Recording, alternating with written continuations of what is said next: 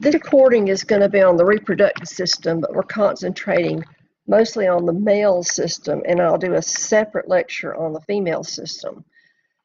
The primary sex organs are gonads, and in the male, that's the testes, and the female, it's the ovaries, and they produce gametes. Now, the gamete in the male is going to be your sperm, in the female, your egg.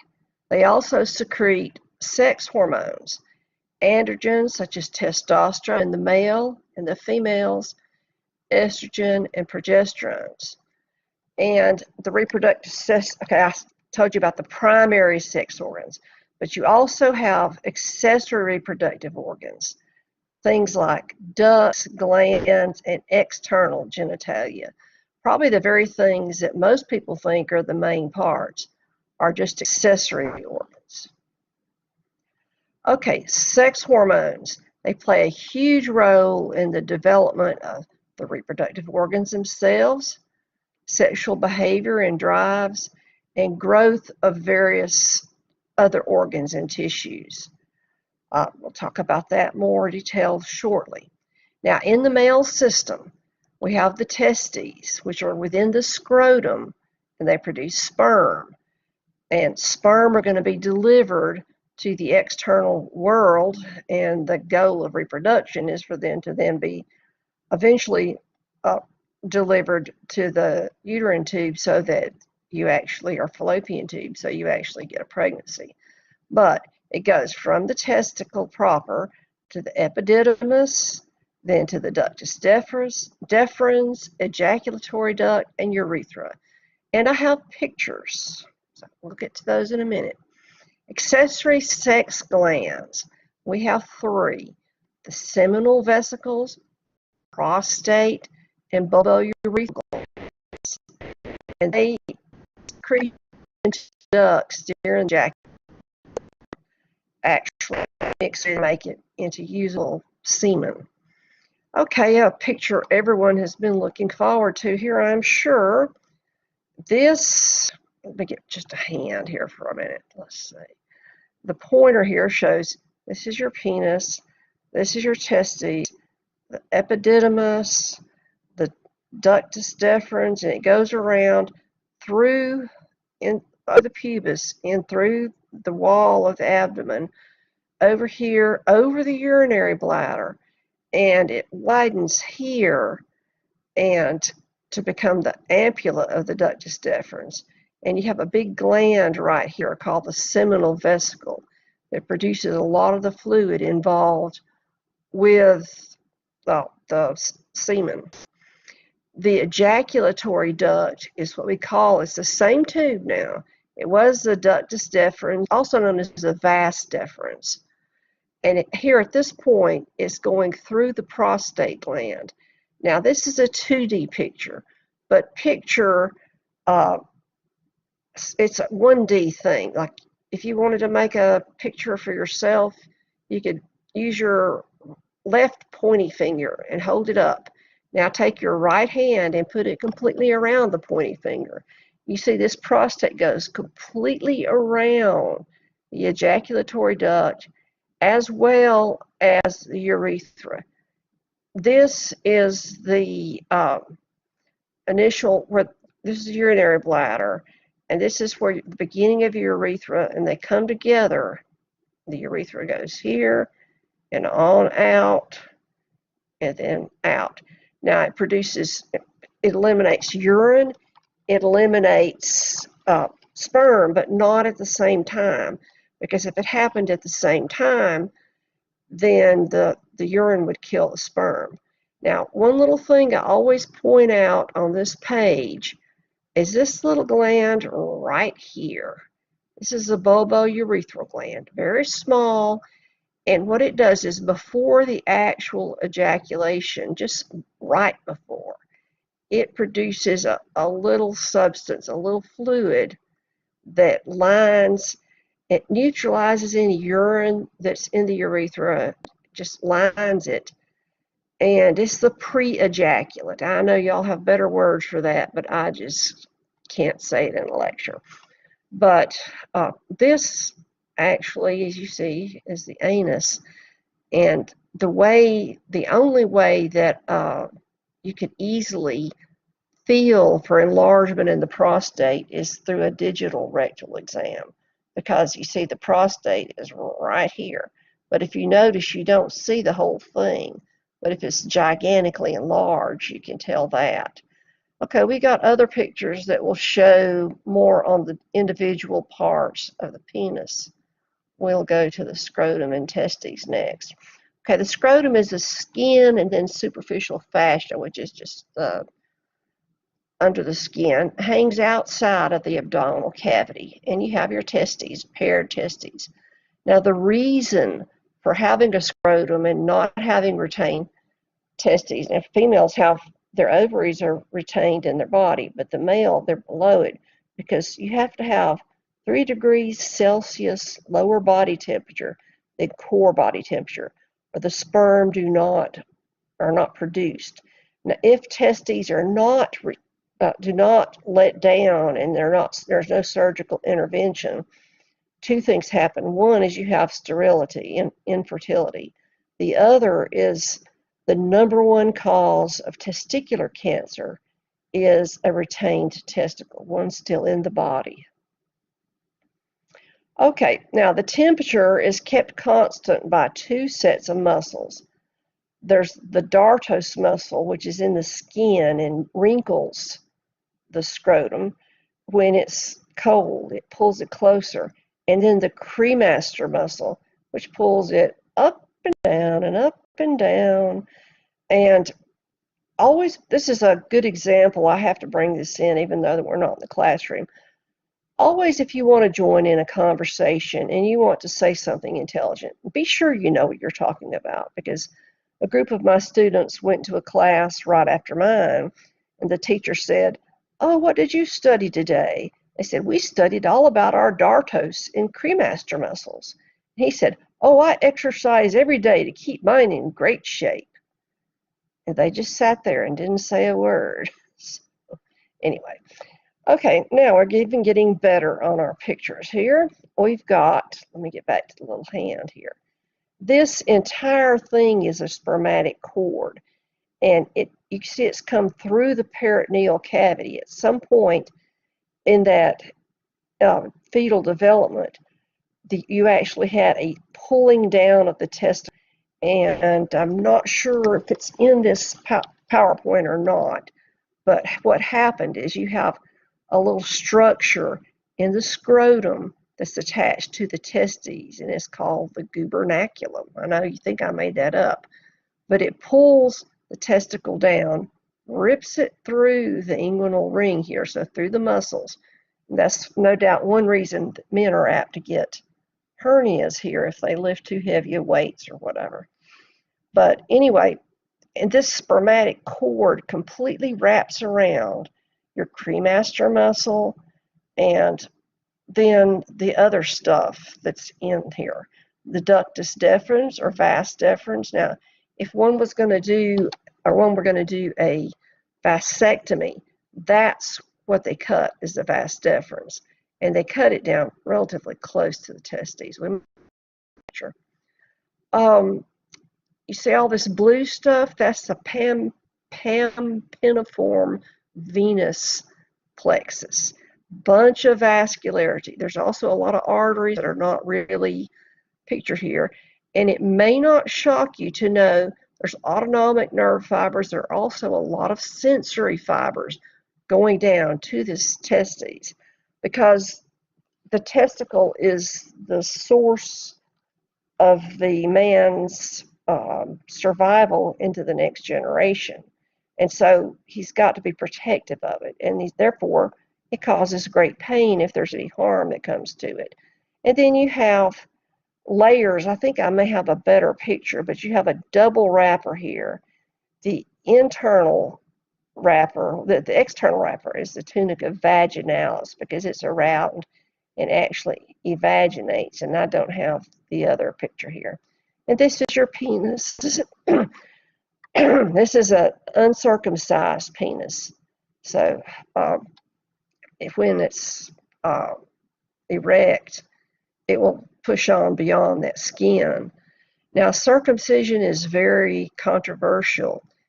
What it does that's good, they just remove the skin above on the glands, commonly known as the head of the penis. What is good about doing a circumcision, and it's required in some religious, I think the Muslims and the Jewish people are required. I don't know what other religions require it, but it decreases the chance of urinary tract infections in the very young and the very old.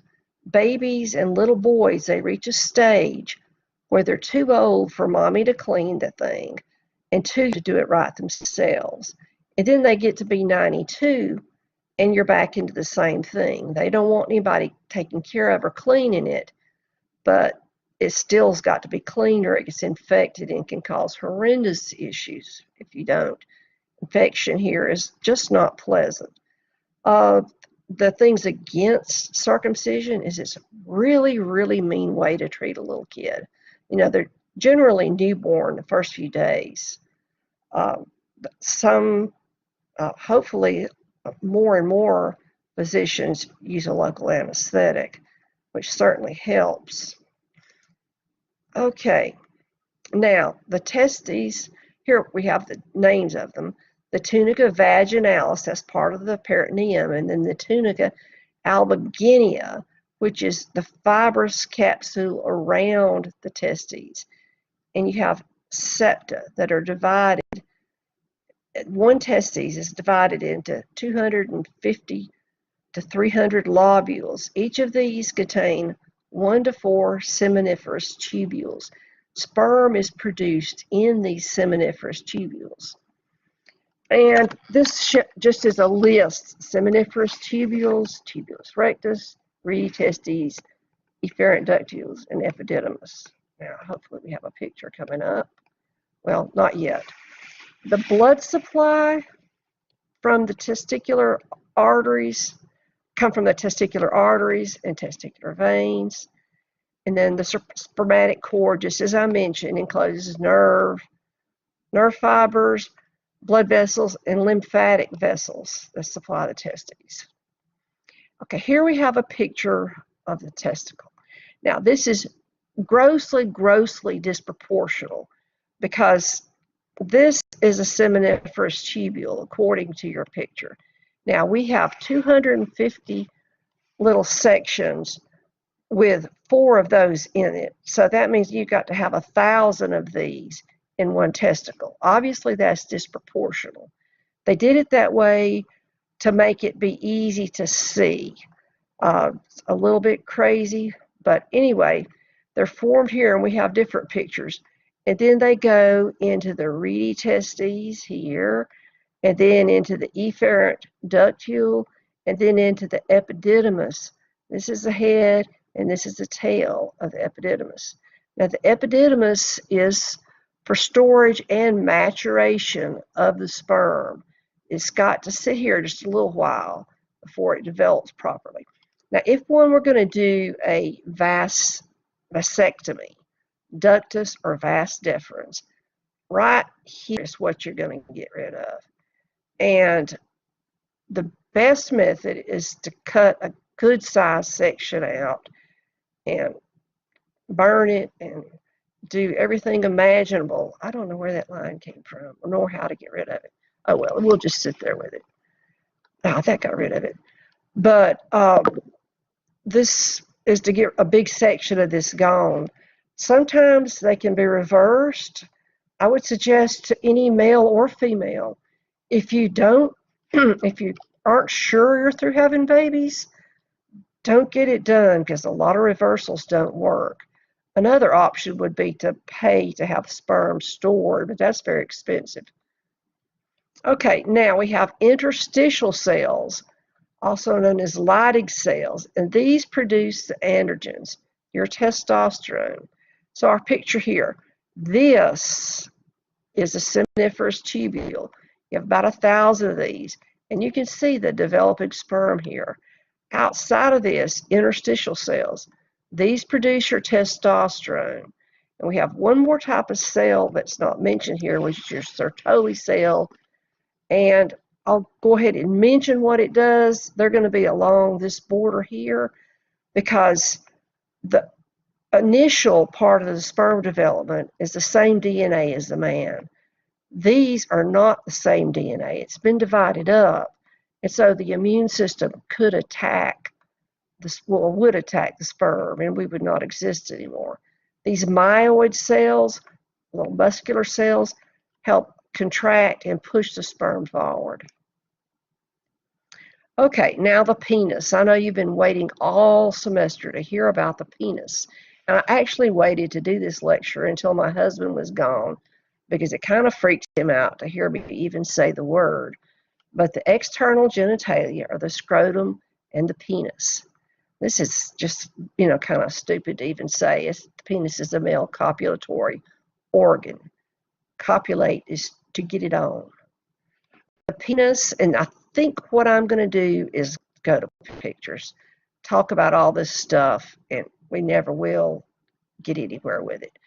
Okay, we have here, this is our urinary bladder.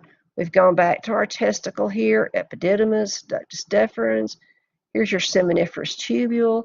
Here's your prostate that goes round and round and round. Bulbourethral glands. You remember how I said that the bulbourethral gland gives you the little pre-ejaculate that lubricates to allow the sperm to go? One problem, some people think withdrawal method is a reasonable method of birth control. I know several children who have been produced by people saying they use that method, but it obviously did not work. But what happens when it doesn't work is either they don't withdraw it when they're supposed to, but the other is sperm can get stuck up here in the bulbourethral glands. It'll live a couple of days. So when they go out, some sperm goes out. And how many sperm does it take to make a baby? One, right? Okay, now we have prostate goes completely around here. This is a prostatic urethra. The membranous urethra is in here in between, and this is a penile urethra here. Now we have, these pictures look awful small to me on this thing. Hopefully they look bigger to you if you're not looking on your phone. Okay, this is the root of the penis, this is the shaft, and this is the glands. If you have another word for it, that's not the right word. This is anatomy. And within this, you have your erectile tissue, so it can enlarge or decrease in size. This here and here, it looks like a sort of a frowny face. It's a cross section of the penis, which makes it frown, I would think. The corpora cavernosa is here and here. These are your erectile tissues. They fill with blood. As more blood goes in, it cuts off the outflow and it even gets larger. But to keep the urethra from being closed, you have erectile tissue that actually holds the urethra open. And then within this, you have vascularity, deep arteries. So, and there's vessels, so the dorsal aspect. And I guess that is about it. We've already talked about the prepuce or the foreskin. Okay, now the epididymis, we've mentioned.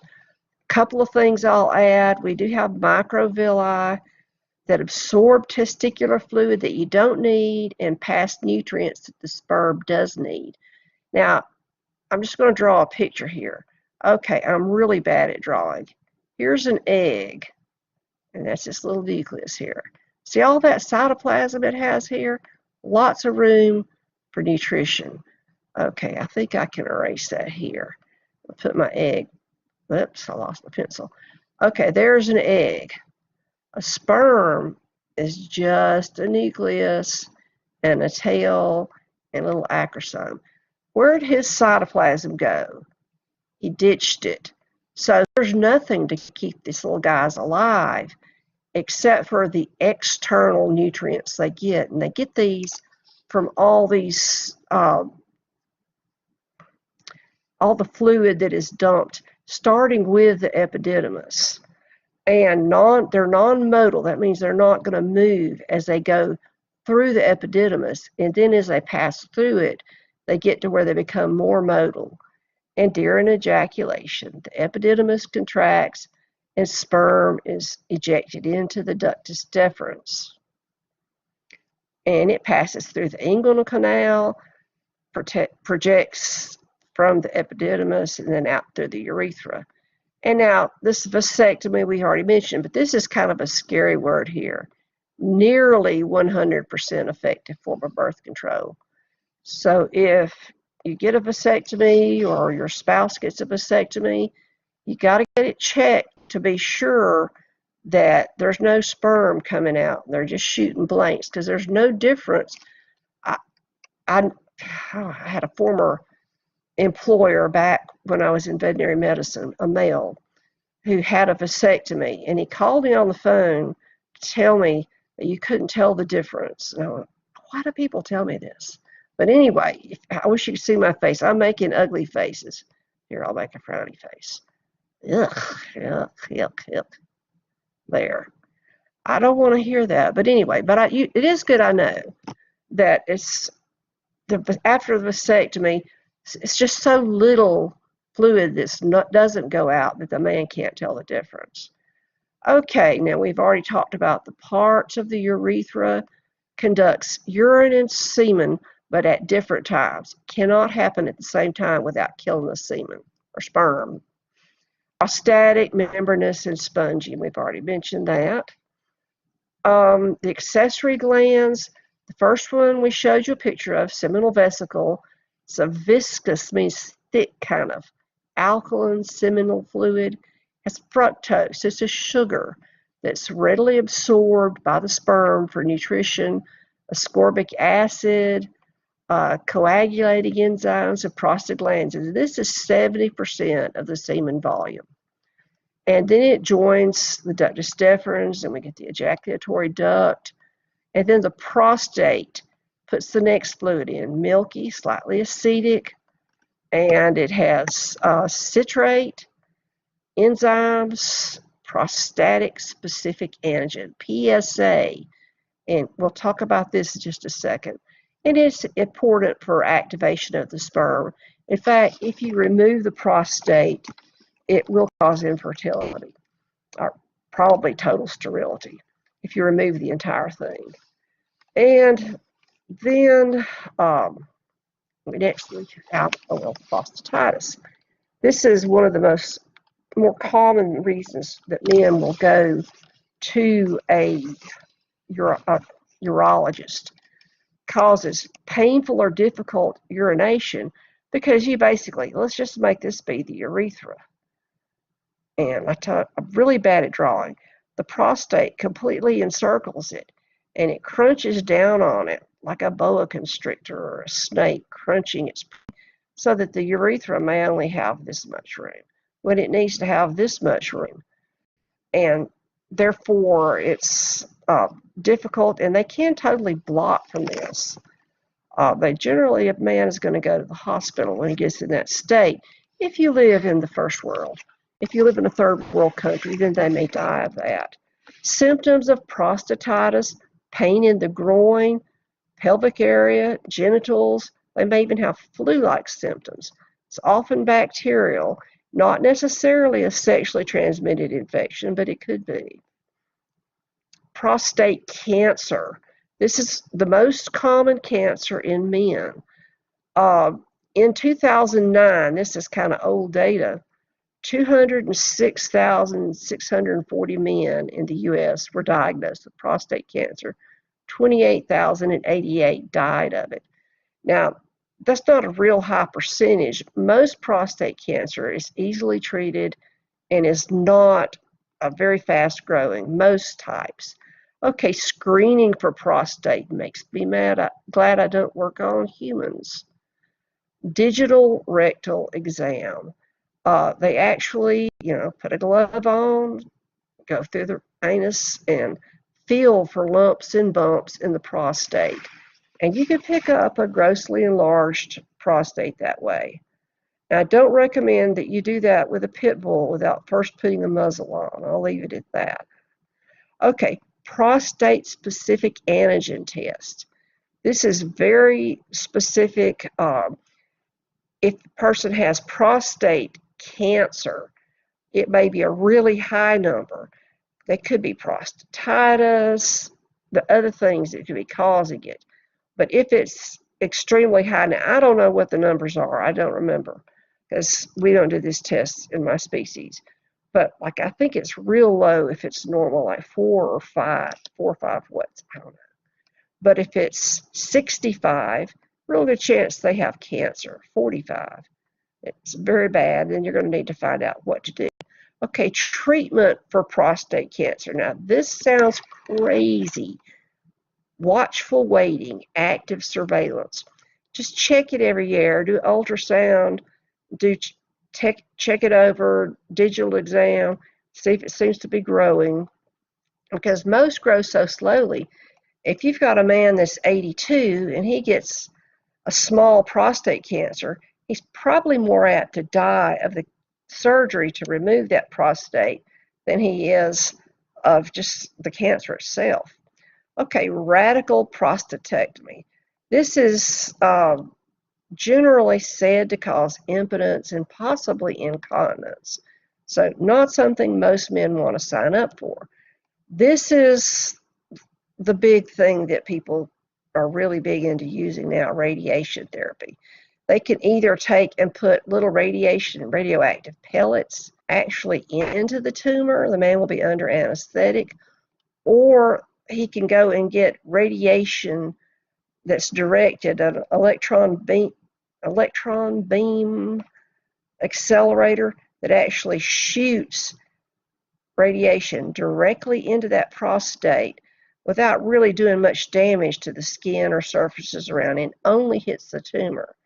And that works well. The pellets work well. Hormone therapy, that's just basically giving them estrogen, trying to get rid of their testosterone.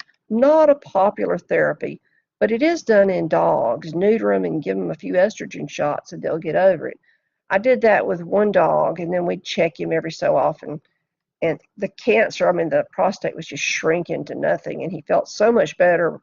But then he came in for his estrogen shot, and I got a call. The man said he jumped off the truck and ran away, and he never found him. I don't think he liked being neutered and getting his estrogen shots. Cryotherapy, actually freezing the tumor, you're going to do damage around it, but it may be necessary. Chemotherapy is done in some cases. Okay, now glands, the bulbourethral glands, a little tiny, maybe the size of a pea, just under the prostate, right prior to the ejaculate, thick, clear mucus. Lubricates the glands and neutralizes the acidic urine in the urethra. Remember, the glands is the end of the penis. Okay, semen is a mixture of sperm and then the accessory gland secretions. Has nutrients, a lot of fructose. The semen protects the sperm, activates the sperm, facilitates their movement. Prostaglandins in the semen decreases the viscosity of mucus in the cervix. Generally, when the woman is ready to ovulate, she will already have less mucus in the cervix, but this decreases it even better. And also is thought to stimulate reverse peristalsis in the uterus to help send the sperm in the direction it needs to go to make babies. Okay, semen is neutralizes acid in both the male and the female, the male urethra and the female vagina. There's also antibiotic type chemicals that destroy certain bacteria, clotting factors that are going to coagulate the semen immediately after the ejaculation, and then it's going to be liquefied. Now, if you don't listen to anything else in this little thing, 2 to 5 mLs of semen per ejaculate, 20 to 150 million sperm per ml. So if, for say, semen had 20 drops per ml, which is what water has, it probably is not, it's probably thicker than that. It may be 10. But 150,000 sperms per ml, how many does a drop have? If it's 20 ml, if it's 20 drops to an ml, it's 7,500,000. If it's 10 drops to an ml, it's still a whole bunch, more than you need for pregnancy. Only takes one drop. One drop. Okay, the erection. Some of you may have read about this particular phenomenon that is required for copulation. It's the enlargement and stiffening of the penis, and you get engorgement of erectile tissue with blood. Now, what initiates it? Sexual stimuli, touch, erotic sights, sounds, smells, a cool breeze, a warm breeze, cologne, the beach, roses, candy. No, that's the females are usually interested in that. Anyway, it's whoever, it's mental, higher mental activity.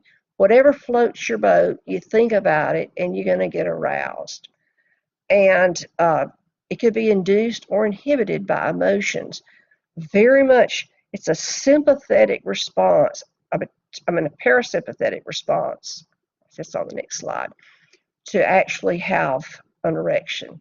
So the parasympathetic reflex causes a release of nitric oxide at the end arterioles that feed the corpora cavernosa.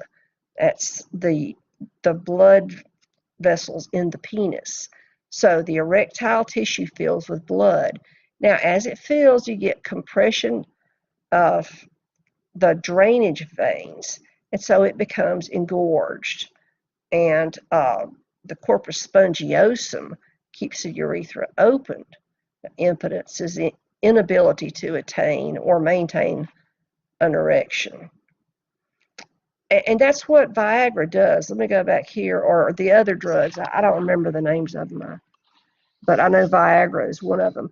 It causes vasodilation to the penis by releasing nitric oxide. And it can lower blood pressure. Any of these can lower blood pressure anywhere. Now, ejaculation is a propulsion of semen from the male system. And it's a sympathetic spinal reflex that causes the ducts and glands to empty their contents, the bladder sphincter muscles to constrict so you don't urinate, and then the bulbospongiosis muscles undergo a rapid series of contractions, and apparently lots of happiness goes on. You may have heard about, in fact, I had some horror stories told by a paramedic in one of the classes about people who use Viagra, other drugs, and they may take more than they think they need, more than they do need, for the purpose of, getting an erection. And then, okay, so we have parasympathetic. What happens to your heart rate when you're rocking along parasympathetic? It's nice, easy going, things are going great. Then you have a sudden surge of sympathetic reflex. Sympathetic does not just go to one place. You got an overall surge of sympathetic reflex, and Grandpa has a heart attack. And there was a case some of my students were telling me about, that a man met a much younger woman. I think he may have paid her, or maybe it was his girlfriend. I don't remember the story. But anyway, she had to call his wife and say, hey, Fred had a heart attack. You need to come down to the hospital. Well, how do you know Fred?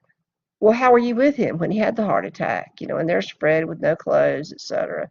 But anyway, very bad situation that could be rather disconcerting to all involved. Okay, now we're going to talk about how you make sperm. The word genesis means making stuff. Spermatogenesis means making sperm. And it's a sequence of events that happens in the seminiferous tubules of the testes. Now, these are terms that are used unapologetically on standardized tests. You will hear these repeatedly. The term diploid, also called 2N, means you got a full set of chromosomes, 2 sets, one from mom, one from dad, and there are 23 pairs of homologous chromosomes. That means one from mom matches one from dad, and so on. Now, gametes are haploid, and they are abbreviated 1N. And this is just important terms to know.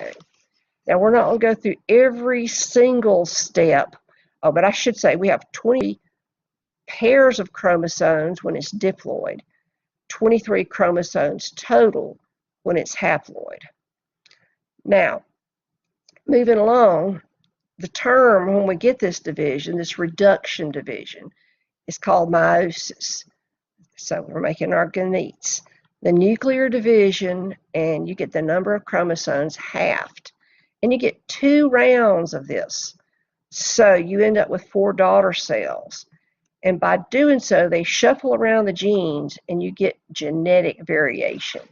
Now, in anything, in any species, the more varied they are, the more diversity you have in a population, the more likely they are to survive as a species. The cheetah I guess it's in the plains of Africa, at some point they were thought to have been killed down to almost nothing. They're almost all genetically identical. So there's a big fear if a virus goes through, the whole species may be gone. And diversity makes a population strong. That goes for bacteria, for humans, for cheetahs, etc. And this is where we get a lot of this, is because of these meiotic divisions in sexual reproduction. Okay, now we start off in meiosis. We start with the mother cell. With mitosis, this is normal cell division. You get reproduction of the DNA, and here's our metaphase. It splits, and you get 2 identical 2N or diploid daughter cells. So you just identical, like if you're growing new skin cells, this is what you use. During meiosis, you get 2 sets of reproduction, 2 sets of division, and you end up with single cell, single N, 1N daughter cells. So it will have, in the human species, 23 chromosomes, 1N, whereas this is going to be 46 chromosomes. This is going to be half of that. And I had a test that was fill in the blank, and I said, just put on there, how many chromosomes are in a diploid cell, and someone wrote 46. How many are in a haploid cell? And they said 21. It's 23. That's supposed to be an equal sign, but it didn't work very well. Okay. Anyway, on to the next slide. Now, you may have noticed before that males are different than females. Well, making sperm and making eggs is a whole different little process. It's all meiosis, but it's the same thing. But all mitosis and meiosis starts from, you have to have an initial stem cell. But the sperm, let me see if I've got a better picture. I'm gonna skip this slide because I've got one that explains it. But this is a good picture to look at because this is a seminiferous tubule. You can see the sperm forming in here. These are going to be your stem cells out here, and they've developed and turned into sperm.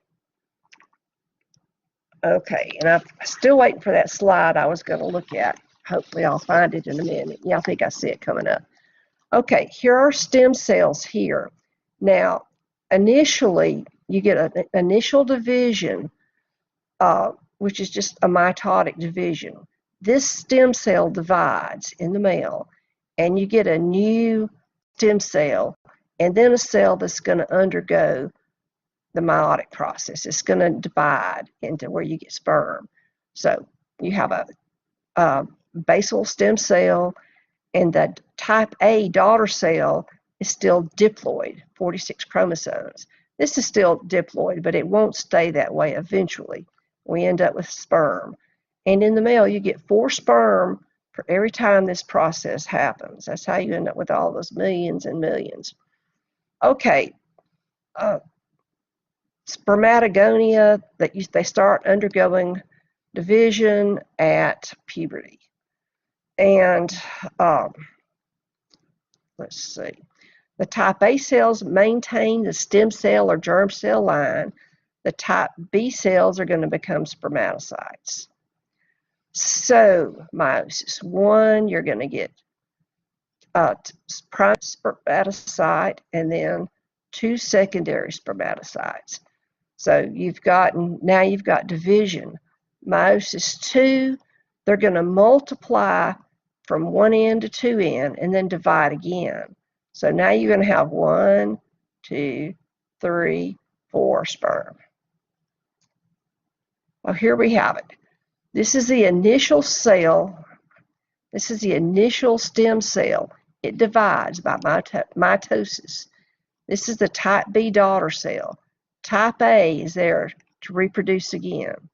This undergoes mitosis. It grows, then it divides. Now you have secondary spermatocytes. They have 1 set of chromosomes. And then they divide again. 1, 2, 3, 4. Now you've got 4 spermatids, which eventually become spermatozoa.